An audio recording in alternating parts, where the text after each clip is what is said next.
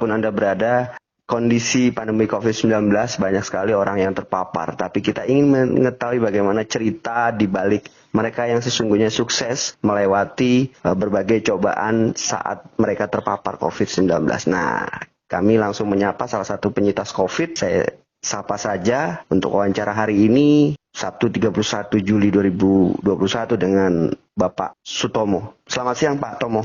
Ya, selamat siang Mas Danang. Pak Tomo, saya tadi prolog saya mengatakan Anda penyintas COVID dan boleh dikatakan LC gelarnya saat ini. Lulusan COVID gitu ya. Ya.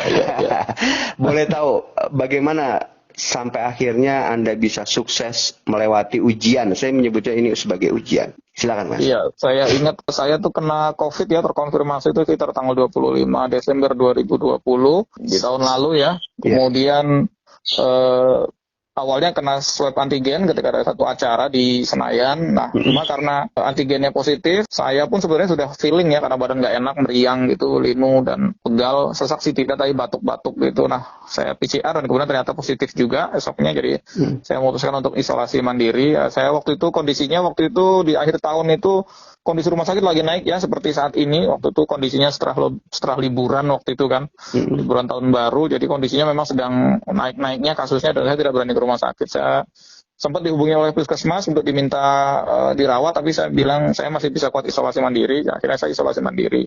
Meskipun ya orang satu rumah kena ya, istri juga positif, kami juga akhirnya harus terpisah masing-masing, isolasi di kamar-kamar masing-masing. Kebetulan rumah ada 4 kamar, kami terpisah gitu, anak juga dipisah, sudah mengungsi, saya isolasi di rumah. Cuma memang ya kondisinya waktu itu, terutama saya senang karena banyak teman-teman yang bantu, tetangga dan saudara gitu ya, termasuk juga di tempat kerja gitu. Mereka kasih arahan, kemudian ada teman dokter juga yang ngasih protokol vitamin dan sebagainya gitulah. Dan memang saya terus terang pengalaman selama ini nggak ada obat yang saya minum ya, nggak ada. Obat itu hanya paracetamol kalau pusing, demam, sakit kepala gitu, itu aja. Yang lain sisanya yang lain itu vitamin saja. Vitamin ya C, D, E gitu ya. Dan waktu itu ada teman kebetulan dokter di Satgas COVID itu masih tahu, pokoknya udah full istirahat.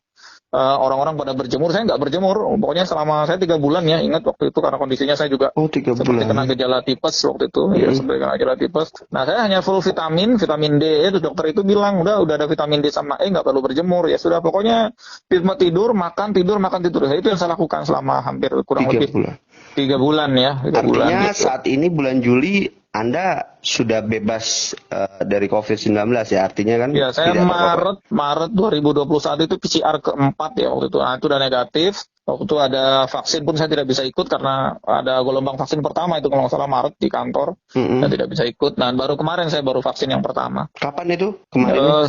Ya, 2 minggu yang lalu ya. 2 minggu yang lalu, bulan Juli ini. Pertama, ya. Oke. Dengan setelah melewati 3 bulan ya. Pakai Sinovac. Mas Tomo, apa yang Anda lakukan setelah Anda lulus dari COVID ini? Ya, pelajaran pentingnya adalah bahwa memang ya kita itu dikasih pelajaran hikmah yang betul-betul ini dari COVID ini, harus hidup sehat yang pertama ya, pola hidup sehat ya, tidur, makan yang teratur.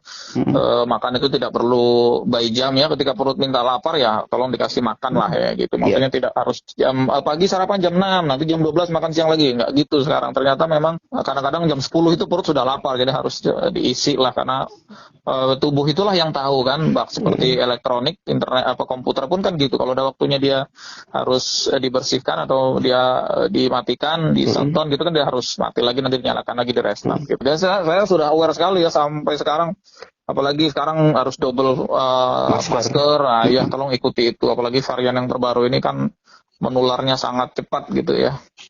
Itu hikmahnya yang bisa dipetik. Terakhir, closing statement apa yang ingin Anda katakan bagi mereka yang notabene sudah merasa aware banget dengan protokol kesehatan, tapi ujung-ujungnya kok saya terkena COVID ya, padahal saya dan keluarga prokesnya ketat banget gitu loh. tapi nggak tahu kalau ditanya dari mana. Artinya menyesalkan diri. Apa yang Anda ingin katakan kepada mereka?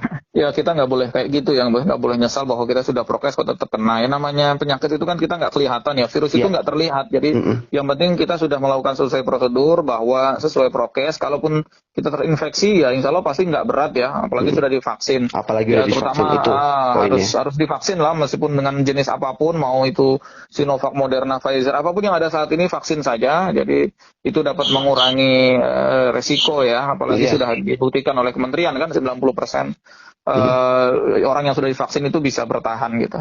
Baik. Jadi tetap aja prokes ya, tetap prokes, wajib itu malah kalau menurut saya tidak harus, bukan harus lagi, wajib lah.